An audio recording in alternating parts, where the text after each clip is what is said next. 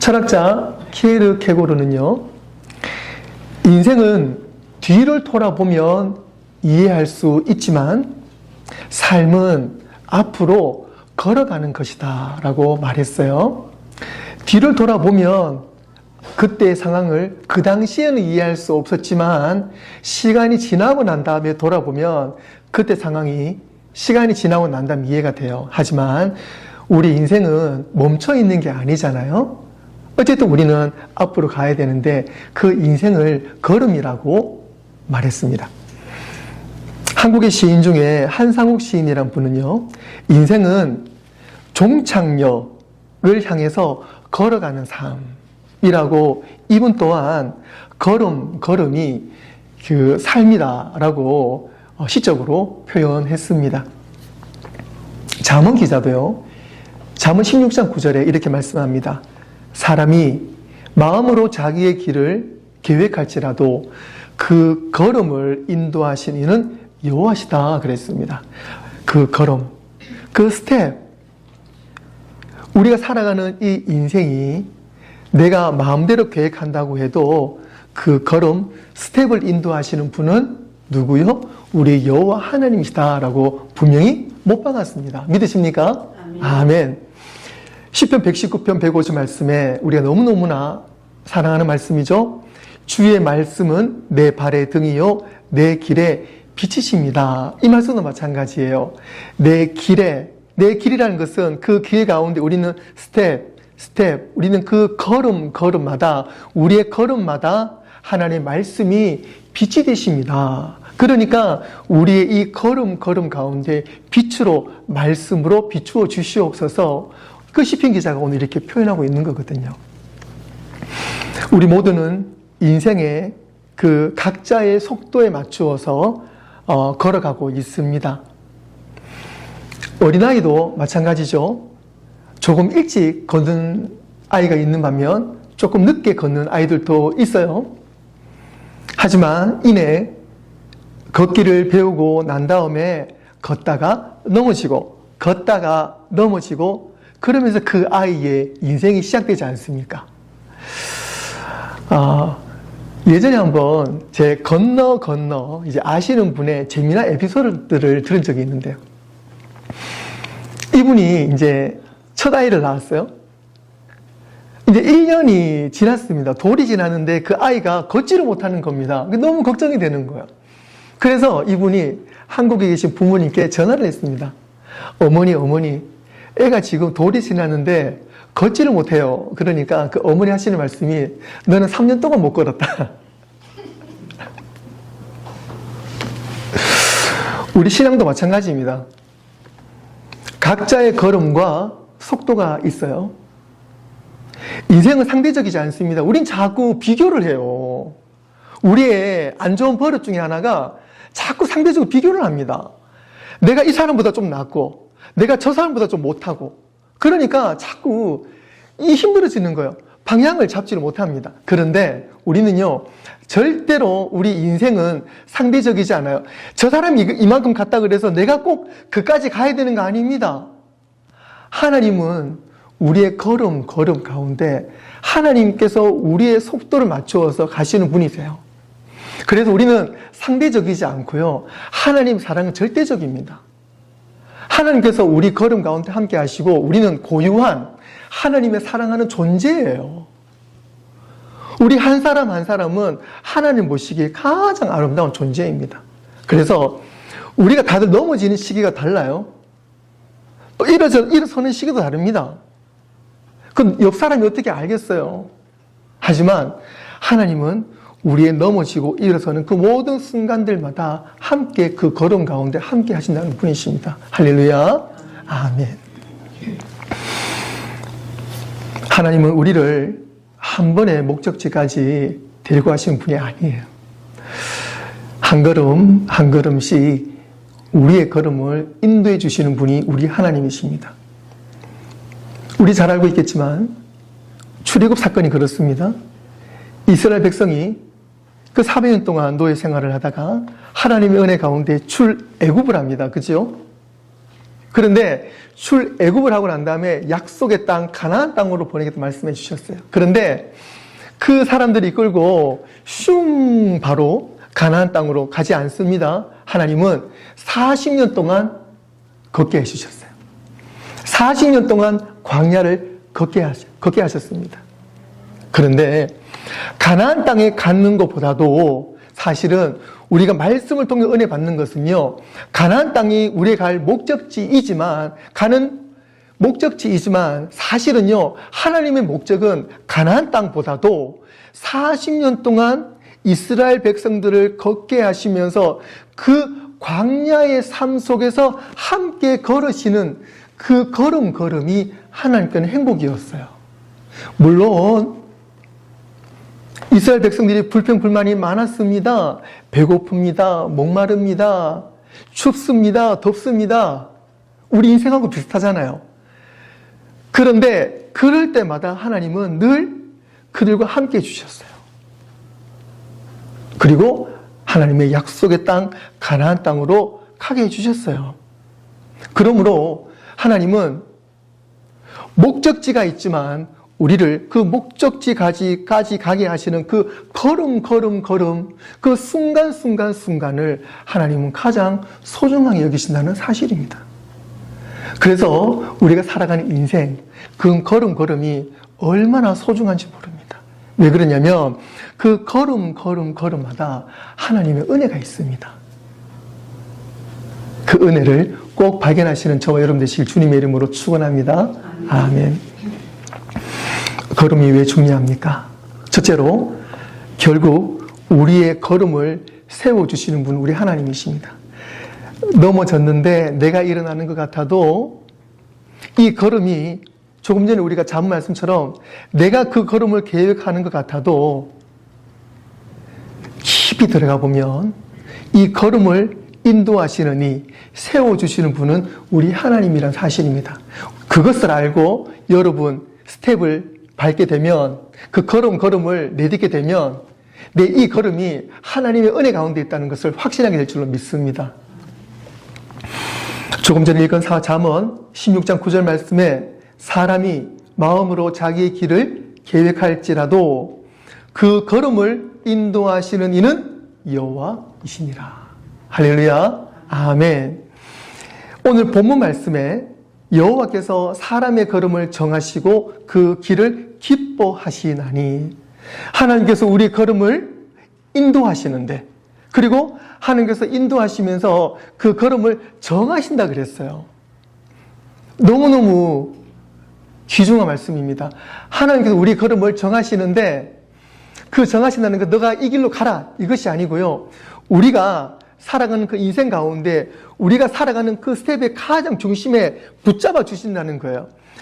이 정하신다는 이 말씀은요, 원문에서는 상당히 상세하게 말하고 있습니다. 그것은 우리가 걸어가는 이 스텝 가운데 하나님은 우리의 걸음을 세워주시고 견고하게 하시고 확고하게 하시고 준비하게 하신다는 거예요. 나는 그냥 걷는 것 같아도 이 걸음 가운데에 나의 무릎을 세워주시고, 그리고 이 걸음 가운데 하나님은 미리 예비해 주신다는 거예요. 나는 그냥 살아가는 것 같지만 하나님께서 우리의 삶을 이미 아시고 준비해 주신다는 거예요. 하나님은 억지로 끌고 가시는 분이 아니십니다. 우리가 예수님의 멍에를 메야 되는 것처럼 예수님께서 우리의 멍에를 짊어지시고, 또 우리가 세상의 멍에를 벗어버리고 예수님 멍에를 맨다는 것은 예수님과 함께 그 스텝을 간다는 거예요. 끌고 가시는 분이 아닙니다. 함께 가시는 분이 바로 우리 하나님이십니다. 하나님은 우리의 걸음을 세워주시고 견고하게 하시고 여러분들의 그 발걸음을 튼튼하게 하시고 확실하게 지켜주신다는 사실을 믿으시기를 바랍니다. 우리는 사실 내일 일을 알 수가 없어요. 내일이 뭡니까? 사실 우리는 몇 시간 뒤의 일들을 확신할 수가 없어요. 그렇잖아요. 하지만 하나님은 우리의 다음 걸음을 알고 계십니다. 오늘도 하나님은 우리의 발걸음을 정하시고 함께 그 걸음 가운데 계신 줄로 믿습니다. 아마 아빠들은 공감하실 텐데요.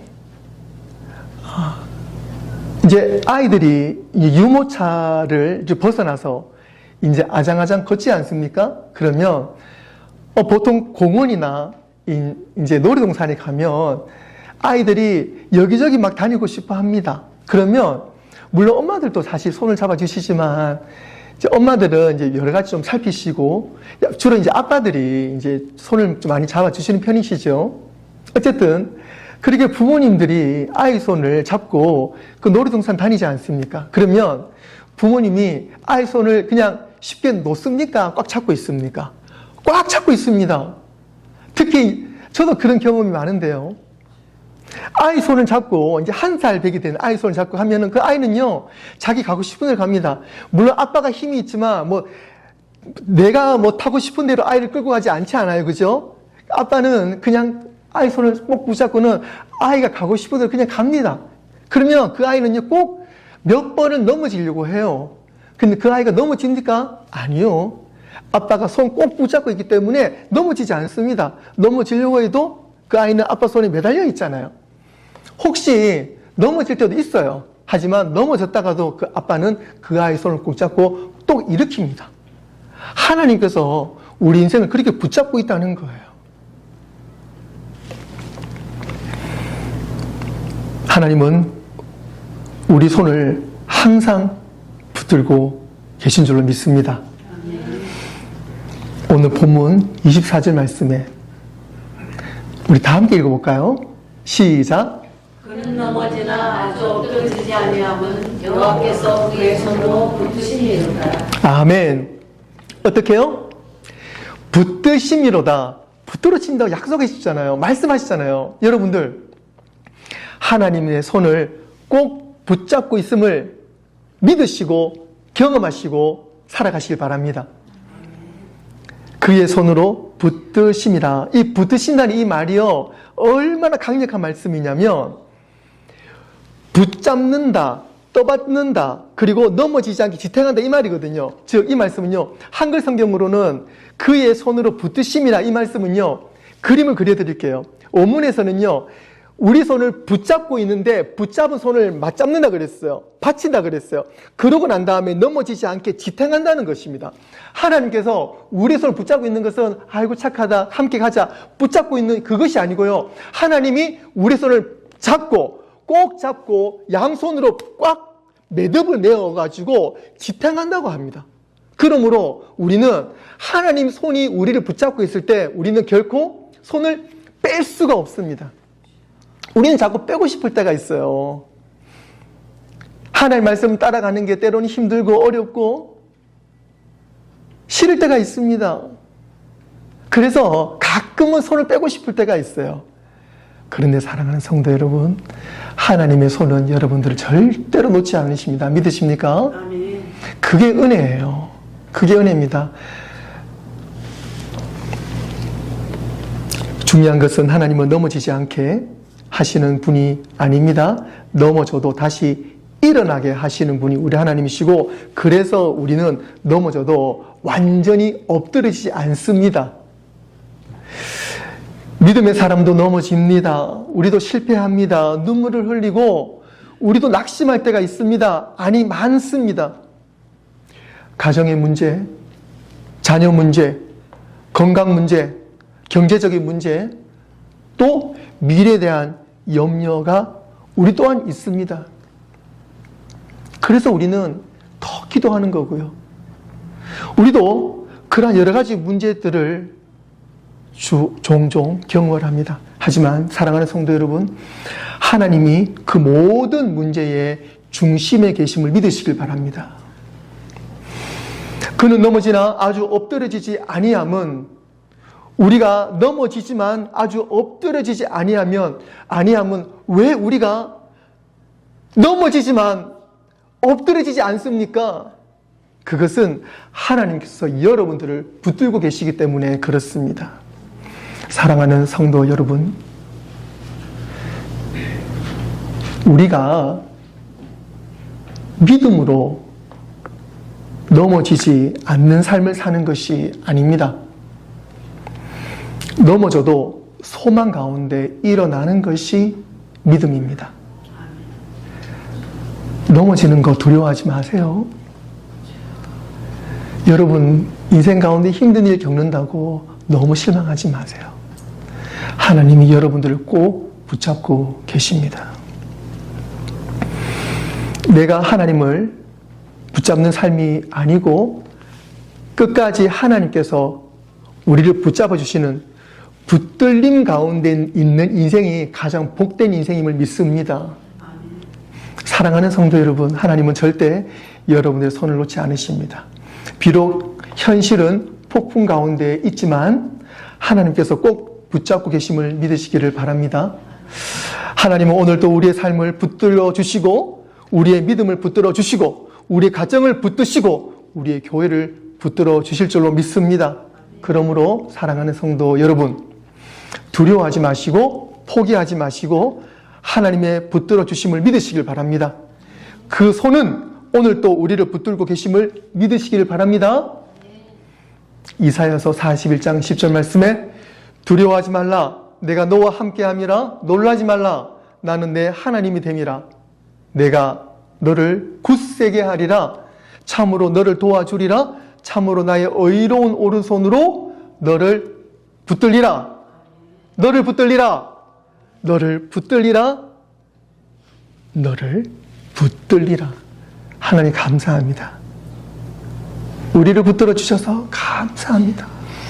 여러분들, 이제 여러분이 있을 가운데 하나님 저를 붙들어 주셔서 감사합니다 라는 고백으로 그 어려움을 넘길 때 하나님께서 여러분 인생 가운데에 실제적으로 감사의 은혜를 허락해 주실 줄로 믿습니다. 하나님께서 붙들어 주십니다. 너를 붙들리라. 이것은 하나님의 약속입니다. 내가 앞으로 붙들어 줄게가 아니고요. 너를 붙들리라. 걱정하지 말아라. 내가 너와 함께한다. 그 완전한 약속입니다. 하나님은 오늘 이 시간 우리를 붙들어 주고 계십니다. 믿으십니까? 아멘. 말씀을 정리하겠습니다. 사랑하는 성도 여러분, 인생은 한 걸음 한 걸음 걸어가는 여정입니다. 한 가지 제가 짧은 간증을 하면요. 제가 결혼을 할 때 예식이 내일이었거든요. 예식이 내일이었는데 그 전날 제가 낮에 잠깐 피곤했는지 좀 낮잠을 잤는 것 같아요. 근데 어쨌든 제가 말씀드리는 것은 그때 꿈을 꿨어요. 꿈을 꿨는데 하나님께서 어떤 말씀을 주시냐면요. 사랑의 인사, 믿음의 여정이라는 표, 뭐라고 말해야 되지? 표라고 해야 돼요. 결혼을 하는데 하나님께서 그 문구를 주시는 거예요. 사랑의 인사, 믿음의 여정. 그래가지고 그것을 제가 응답을 받고는요. 그날 바로 한국에는 그 프린트 하는 데가 좀 쉽게 됩니다. 그래서 바로 그 프린트 회사에 가서 그 세로로 되는 플랜카드를 이렇게 작성을 해가지고요. 한쪽에는 사랑의 인사, 한쪽에는 믿음의 여정이라고 해서 저희 결혼식 때 양쪽에 그 주례자 옆에 데코레이션으로 쓴 적이 있어요. 성도 여러분, 물론 우리가 결혼을 생활하면서도 사랑의 인사를 하는 거지만 그것이 하나님께서 저에게 주신 목회의 한 그림이라고 생각을 합니다. 그리고 우리 신앙생활의 한 모습이라고 생각을 합니다. 그것은 우리 가족이 구성원이 있고요. 우리 교회 식구들이 있고 우리 인생을 살아가면서 사랑의 인사를 서로 반갑게 나누었으면 좋겠어요. 그래서 서로 안부도 묻고, 그리고 무엇보다 중요한 것은 우리는 다들 믿음의 여정을 가고 있잖아요. 그런데 그 믿음의 여정 가운데 누가요? 여호와 하나님께서 그 믿음의 여정 가운데 그 우리의 발걸음의 주인이 되어주시는 사실입니다. 우리 가정의 주인이 하나님이시고요. 우리 자녀의 주인도 제가 아니고 하나님이시고요. 우리 남편의 주인도 내가 아니고 하나님, 우리 와이프의 주인도 하나님. 나의 일터의 주인도 하나님, 우리 교회의 주인도 하나님, 내 인생의 주인이 하나님이십니다. 그래서 우리의 이 발걸음의 주인이 하나님이시기 때문에 우리는 하나님의 은혜로 이 걸음걸음을 살아내는 줄로 믿습니다. 걸음을 걷다 보면 오르막도 있고 평지도 있고 내리막도 있습니다. 때로는 길이 보이지 않을 때도 있고 넘어지는 순간도 있어요. 그러나 우리의 걸음을 인도하시는 분은 하나님이심을 잊지 않으시기를 부탁을 드립니다. 하나님은 우리의 걸음을 견고하게 세워주시고 또 그 걸음 가운데에 힘을 공급해 주시고 또 우리를 붙들어 주심을 믿습니다. 사랑하는 성도 여러분, 하나님은 우리 아버지이십니다. 우리 주인이십니다. 무엇보다 아버지께서 우리의 손을 붙들고 계심을 꼭 기억하시기를 바랍니다.